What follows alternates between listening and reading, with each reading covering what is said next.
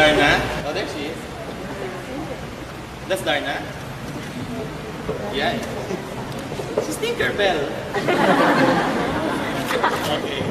I grew up watching Darna. I loved her character. I first saw her in 1906 sa Captain Barbell with Edo Manzano. She was played by Sharon Cuneta.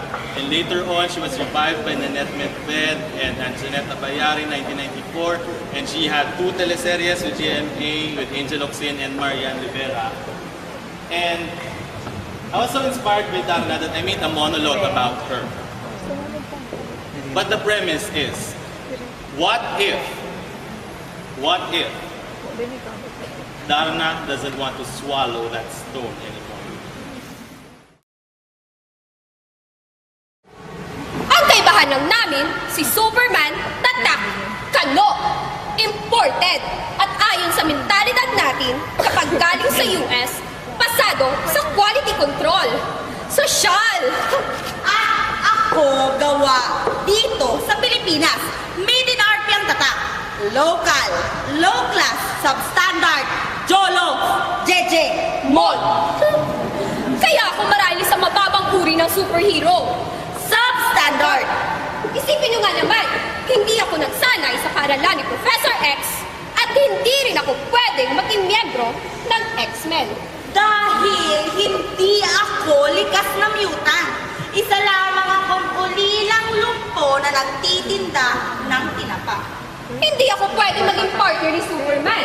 Si Superman naghihina pag tinatapatan ng batong kryptonite. At ako lumalakas dahil sa bato. Hindi rin ako pwedeng maging ka-love team ni Spider-Man. Obviously, wala akong panama sa ganda at kinis ni Mary Jane. At isa pa, sexy siya. Ako rin! Hindi rin ako pwedeng maging sidekick ni Wonder Woman. Magmumukha akong pulube. Si Wonder Woman may invisible jet.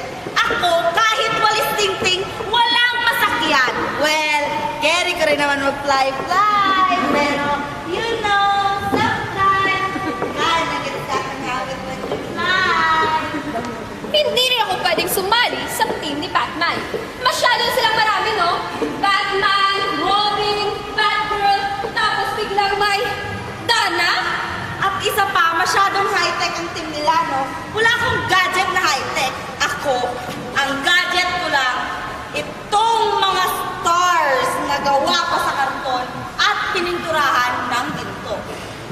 Kaya lang siguro, kung sumasakay ako sa invisible jet, O naging ka-love team ako ng Amerikanong superhero, o nagsanay sa paaralan ng isang banyagang profesor, baka hindi na ako ang Dana na nakilala nyo. baka hindi na rin ganito ang itsura at pananamit ko. Baka iba na rin ang citizenship ko. Imagine, Darna! Green card holder na. Ayoko ng ganon!